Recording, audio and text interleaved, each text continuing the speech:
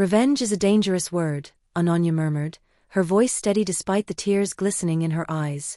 But sometimes, it's the only language people understand. The cafe was nearly empty that late afternoon in Indiranagar, Bangalore. Outside, the traffic hummed like a restless river, but inside, time had slowed to a suffocating crawl. The air smelled of roasted coffee and rain-damp streets. Ananya sat at a corner table, her hands wrapped tightly around a cup she hadn't sipped. Her fingers trembled, not from cold but from the war raging inside her, between heartbreak and fury. Across from her sat Mira, her oldest friend, the one person who had seen her through everything from college heartbreaks to career meltdowns. Mira studied her face carefully, her brow furrowed. "What are you going to do, Ananya?" she asked gently. Ananya's lips curved into a faint smile, the kind that wasn't meant for comfort but calculation. "Just wait and watch. But first," she leaned forward, lowering her voice, "I'll need your help." Before Mira could reply, Ananya's phone vibrated on the table. The name flashing across the screen made her stomach tighten, Rohit Sharma. She took a slow breath and answered. "Hey babe." Rohit's voice was bright, careless, laced with that same confidence that had once charmed her. "Guess what? I found the perfect house for us. My friend's dad owns it, near Nandi Hills. It's massive, has an insane view, and here's the best part, rent-free. He's abroad for a few months, so we can just move in and chill." Ananya forced her tone to stay light. "That sounds perfect." "It is perfect," he said. "Let's move this Saturday. I'll take care of everything. You'll love it." Her thumb hovered over the end call button for a moment. "Saturday it is," she said finally. "Awesome." He hung up, his laughter echoing faintly before the line went dead. For a few seconds, she just stared at her phone screen, watching the reflection of her own face, calm, expressionless, but her eyes were ice. Then she looked up at Mira. "Saturday it is," she repeated softly, but this time, her tone carried something else. Not acceptance. Intent. That night, as she lay awake in her small studio apartment, the memories played again, cruel and vivid. It had been one of those soft, drizzling evenings when the city glowed with streetlights reflected on wet roads. She'd spent all afternoon preparing Rohit's favorite pasta, neatly packed into a tiffin box. He'd been working late, and she thought a surprise dinner might cheer him up. She still remembered how she'd hummed along to the radio, imagining his smile. She'd taken a cab to his apartment, clutching the food like it was love itself. But when she reached the door, she noticed it was slightly open. "Rohit?" she'd called softly. No answer. Only the low hum of music, his playlist. She pushed the door a little, and that's when she heard laughter. His laughter. And another voice. A woman's. Ananya froze. She stepped inside, each step heavy, her heart hammering against her ribs. And then she saw them, Rohit and Kavya, her former college senior, sprawled across the couch, wine glasses in hand, completely at ease. Her pasta tiffin slipped from her hands, clattering on the marble floor. The sound made them turn. Kavya smirked first. Rohit simply sighed, like someone caught in a minor inconvenience. "Ananya," he said, sitting up lazily, "I told you not to drop by unannounced." "It's rude." Rude. That one word sliced through her like a blade. She wanted to scream, to throw something, but all she managed was a choked whisper, "You said you loved me." Rohit shrugged. "And I meant it, at the time. But, Ananya, don't be dramatic. You're great, but Kavya and I." "Stop." Her voice shook, but her eyes were burning now. "How long?" Kavya laughed. "Does it matter?" Ananya stared at them both, and in that moment, something in her broke. Not loudly, not the kind of break that others could hear. It was quiet, slow, dangerous. She left without another word. Within 3 days, private pictures of her and Rohit started circulating among colleagues. The captions were cruel. The comments worse. The HR department suggested she resign to avoid scandal. Mira had found her crying in the rain outside her office building, clutching her phone like a lifeline. "Forget him, Ananya," she had said. "He's trash. Don't stoop to his level." Ananya had looked up, her eyes hollow but steady. "I'm not going to stoop," she'd said. "I'm going to rise, right above him. And when I do, he'll never see it coming." Saturday dawned unusually bright. The roads leading up to Nandi Hills shimmered with sunlight breaking through the morning mist. 2 mini trucks rumbled through the quiet residential colony, loaded with furniture and appliances. Neighbors peeked out curiously as movers hauled boxes into the old colonial-style villa perched at the end of the lane. Rohit stood outside, hands on hips, watching like a king surveying his new palace. The house was a beauty, cream-colored walls, arched verandas, tall windows opening toward a panoramic view of the hills. Time had worn it slightly, but its bones were strong, like something built to witness stories of love and betrayal alike. Ananya arrived in a pale lavender dress, sunglasses shielding her eyes. She looked calm, almost serene. "Hey, my queen," Rohit said, running to her. "What do you think?" She gazed up at the house for a moment, then smiled faintly. "It's perfect. For a beginning." "Beginning of what?" "You'll see." He laughed, not catching the undertone. They spent the morning arranging furniture. Rohit was full of energy, teasing her, flirting as he carried boxes. Ananya played along, her laughter soft but distant. By afternoon, when the movers left, the house stood transformed, at least from the outside. Inside, dust still lingered in corners, cobwebs stretched like ghosts of time. "Ew," Ananya grimaced. "It's filthy." "Don't worry," Rohit said. "I'll clean it up. You just relax, my queen." She sat on the couch, scrolling casually through her phone. "You sure?" "Absolutely. You've done enough already." She smiled, dialing Mira quietly under her breath. "The plan's on," she whispered. And then, as if fate itself was amused, Rohit began his downfall. Mopping, sweeping, scrubbing, humming some old romantic tune completely unaware of what waited just beyond that door. Hours passed. Sweat darkened his shirt, his hair stuck to his forehead. He was on all fours, wiping the last patch of floor, when he heard it, laughter. Soft at first, then louder. He looked up. 8 people stood at the entrance, smirking, Ananya's college friends. Among them, Kavya. "What the?" Ananya rose gracefully, walking toward him. Her eyes gleamed with satisfaction. "Didn't I tell you all Rohit was good at cleaning up his messes?" she said. "Turns out he's a natural. Look, cleaner washer, all-round houseboy." Laughter exploded around the room. Phones clicked. Someone whistled. Rohit's jaw tightened. "What is this?" Ananya's voice was honey and venom combined. "Revenge, darling. Just a little demonstration. You made me your joke, remember? Now I'm just returning the favor." He took a step toward her, fury flashing in his eyes. "You used me." She smiled. "Like you used me. Difference is, I made it entertaining." She turned to her friends. "Karen, call the movers. They'll take my stuff back to my real apartment." Rohit stared, humiliated. Every laugh cut through his pride. Every camera flash burned his skin. And then, the doorbell rang. The morning after his humiliation, Raghav sat in the half-lit room of the empty house, surrounded by boxes that no longer belonged to anyone. The echo of laughter still haunted its corners. He hadn't slept. His mind, sharp and restless, replayed every detail, the laughter, the mockery, Priya's triumphant smirk. But something else echoed louder than the humiliation, her words, "This was not love, baby. This was revenge." That sentence became his fire. For hours, he stared at his reflection in the dusty mirror. He didn't look broken. He looked reborn. The kind of quiet, dangerous rebirth that happens when pain transforms into precision. He poured himself a glass of water, then walked out of the house. His steps were calm, deliberate. There would be no shouting, no crying, no pleading. Only strategy. 3 days later, Raghav walked into his office building at the Crest Developers, one of Mumbai's rising property firms. No one at work suspected what was brewing behind his calm expression. He handled clients with the same charm, laughed at lunch breaks, signed papers. But in his mind, a blueprint was forming, not of architecture, but of retribution. He began collecting information quietly. He remembered Priya mentioning, one evening over dinner, about her father's political ambitions. "Daddy will be contesting in the next election," she had boasted. "Our family can't afford scandals." That sentence became his first lever.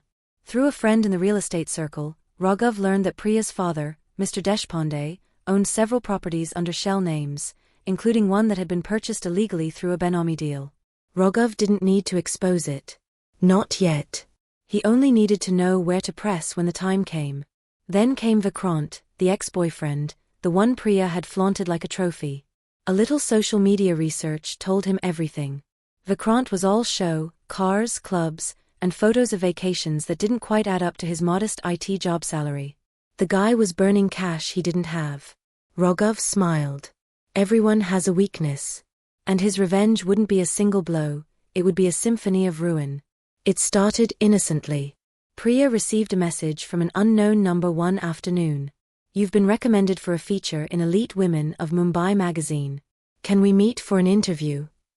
The message was polite, flattering, professional. And she took the bait. When she arrived at the cafe, she found a well-dressed woman who introduced herself as Riya Kapoor, freelance journalist. She looked legitimate, spoke in media lingo, and praised Priya's supposed charitable work. By the end of the coffee, Priya had given Riya enough quotes and details to fill a profile article about her family, her father's career, and how she valued honesty and hard work. Of course, Riya didn't exist. She was a freelancer Raghav had hired for one day to gather that information under a false name. And those quotes? They would later appear next to headlines that would make Priya wish she'd never smiled for that camera. Meanwhile, Raghav's next move took him back to that locked house, the stage of his humiliation. He met the landlord, an older man who hadn't returned since he rented it out. Raghav approached him with a simple proposal. I work in property restoration, he said. This house has value, but it needs care. I can help you refurbish it and list it at triple the rent. The man agreed immediately. Within a week, Raghav had full access to the house again. But this time, he didn't see the empty walls as memories. He saw them as an opportunity. He redecorated the house, not with furniture, but with hidden cameras, microphones, and a small recording setup. Every corner was now wired. Then, he waited. Priya, meanwhile, was having her best week. Her social media was full of glamour, dinners, parties, compliments. She had almost forgotten about Raghav. Until one day, she received a call from Vikrant. Babe, we've got a problem, he said. What now? She sighed. I just got a call from your father's assistant. He said someone's been asking about those property papers. Priya froze. What someone? He didn't say. Just that it came from inside your circle. You sure your old boyfriend isn't behind this? Priya rolled her eyes. Raghav? Please. He couldn't fight back if his life depended on it. But that night, she couldn't sleep. Something about the way Vikrant said it, like the ground beneath her was shifting, kept her uneasy. And just as she drifted to sleep, a message popped up on her phone. Nice picture on your Insta. You look radiant. You should smile like that when your father's story hits the news. No name. No number. Just that one message. Her heart began to race. The next morning, she stormed into her friend Misha's apartment. Someone's threatening me, she shouted. Who? I don't know. Some psycho. I think it's Raghav. Misha frowned. You mean the guy you humiliated in front of everyone? Yeah, I'd say he has reasons. Stop it, Misha. This isn't funny. I'm not laughing, Misha said calmly. You played a game, Priya. Maybe he's playing it back. Priya glared at her. He wouldn't dare. But deep down, she knew he might. 2 days later, she received another call. This time from a woman's voice, firm, polite. Ms. Deshpande, this is Anita from the Mumbai Herald. We're running a story next week about young entrepreneurs and their families. We'd like your father's comment on the real estate deals registered under the Deshpande Trust. Priya froze mid-sentence. What deals? Oh, just routine documentation. We already have some details from the Urban Property Records Department. We just want to cross-check before publishing. Priya's lips trembled. Can you send me the draft? I'm afraid not, ma'am. It's still confidential. The call disconnected. She sat there, cold sweat breaking across her neck. Vikrant called an hour later. Did you leak anything about your dad's stuff? Of course not. Why would I? Because someone just offered to sell those documents to a reporter for 5 lakh rupees. What? Yeah. And guess what? Your boyfriend's name was mentioned. Raghav, she whispered. By now, Raghav's plan had reached its second phase. The media threat was a smoke bomb, just enough to create chaos, not real damage. The real blow was coming. He used the recordings from the house, the ones Priya didn't know existed. The day she humiliated him, her friends had laughed and mocked him, calling him a servant, a joke, a fool. But what none of them realized was that he had quietly recovered the CCTV footage from the society's entryway the next day. Every face, every sneer, every word. He compiled them, edited them, and added a single caption. How a woman and her friends used love as a weapon, until it turned back on them. Then, through a friend who ran a local influencer page, he leaked the clip anonymously. Within 48 hours, it went viral. People didn't know Raghav's name, but they knew Priya's. And in the internet's court, that was enough. Her Instagram followers dropped. Brands that collaborated with her pulled out. Her father's campaign team panicked. She tried to trace the source, but it led to a disposable email that vanished within hours. Then came the real twist.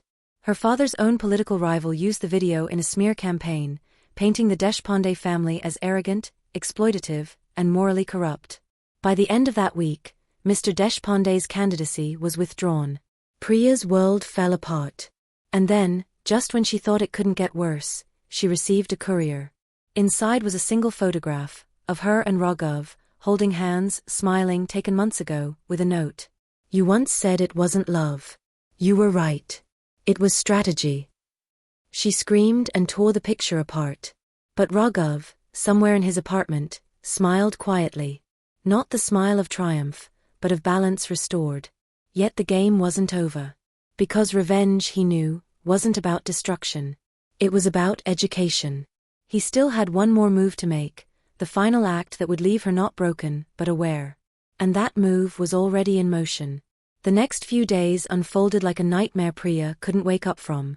What began as whispers in the shadows had now exploded into a storm that wouldn't stop raging. Her face, once adored on social media, was now the centerpiece of a viral scandal. Memes, headlines, YouTube breakdowns, TikTok parodies. Everywhere she turned, she saw herself, mocked, dissected, shamed. Her father, Mr. Deshpande, had withdrawn from his election campaign under the guise of health reasons, but everyone knew the truth. Sponsors had pulled out. Donors refused to pick his calls. His name was trending for all the wrong reasons. At home, the silence was venomous. One morning, as Priya stepped into the living room, her father's newspaper slammed onto the table. You ruined me, he said coldly. Dad, I swear I didn't. Don't you dare lie to me, he barked. Those videos, those cheap, disgusting videos, do you think voters don't see that? A politician's daughter turning her ex-boyfriend into a houseboy? Laughing while you and your friends record him. Tears welled in her eyes. Dad, it was a joke, it wasn't supposed to. A joke. His voice cracked with fury. You've destroyed 30 years of my reputation with your joke. Mrs. Deshpande, who had been sitting quietly on the couch, finally spoke, her tone trembling with controlled anger. We raised you better than this, Priya. You've embarrassed this family beyond repair. Priya wanted to scream that it wasn't her fault, that Raghav had done this, not her, but even that thought turned sour. Because deep down, she knew this was his revenge, and she had handed him every weapon he used. That night, she sat in her room, scrolling through old messages. There it was. His name, Raghav Malhotra. Her fingers trembled as she typed. Priya, you win. Congratulations. Are you happy now? Raghav, happiness isn't the word. Let's call it balance. Priya, you destroyed my life. Raghav, no Priya. You destroyed mine first. I just returned what was yours. She wanted to throw her phone across the room. Instead, she stared at his last message for a long time. Then, in a burst of desperation, she typed again. Priya, please. Let's meet. Just once. There was a long pause. She thought he wouldn't respond. Then the message popped up. Rogov, tomorrow. 6 p.m. The house. The one where it all started. When Priya arrived at the old bungalow the next evening, the world seemed quieter, like the city itself had taken a breath before something irreversible. The front gate creaked open, and she walked in slowly, her heels clicking on the gravel. The air smelled faintly of dust and jasmine. She stepped inside. The house looked different, clean, organized, alive. On the center table was a single vase of white lilies, her favorite flowers. For a fleeting second, she almost felt nostalgia. Then she saw him. Rogov stood by the window, hands in his pockets, looking out into the fading sunset. He turned slowly, his expression calm but unreadable. Priya, he said simply. Why? She asked. Her voice cracked. Why did you do this to me? He looked at her for a long time, then said, Do you remember that day? When you made me clean this house, wash your clothes, and laughed with your friends while I stood there like a fool. Her throat tightened. I was angry. You cheated on me, Rogov. No, he interrupted sharply. I didn't cheat. You thought I did. You listened to your friends' lies, and instead of asking, you chose to humiliate me. She swallowed hard. I didn't mean for it to go so far. You filmed it, he said, voice rising slightly. You shared it with your friends. You called me your servant. You made me wash your clothes in front of them, Priya. Do you have any idea what that does to a man's dignity? Tears streamed down her face. I'm sorry. He shook his head slowly. No, you're not. You're sorry because you lost. Because for once, the joke wasn't on me. He walked closer. I didn't want to destroy you, Priya. I wanted you to understand what destruction feels like. To taste helplessness the way I did. She stared at him, trembling. You could have just walked away. He smiled faintly. And let you believe there are no consequences? No. You needed to learn that some people may forgive, but some remember. Her voice was barely a whisper. Are you going to hurt me? Rogov chuckled softly, a sad, almost tired laugh. No, Priya. You've hurt yourself enough. My revenge is done. He turned and started to leave, but she grabbed his arm. You can't just ruin my life and walk away. He looked down at her hand, then up into her tear-streaked eyes. That's exactly what you did to me. He pulled free and stepped toward the door. Wait, she shouted. What do I do now? He paused at the threshold, then said, Start again. And this time, try being human. Then he left. For weeks, Priya disappeared from public view. The media circus faded as new scandals replaced hers.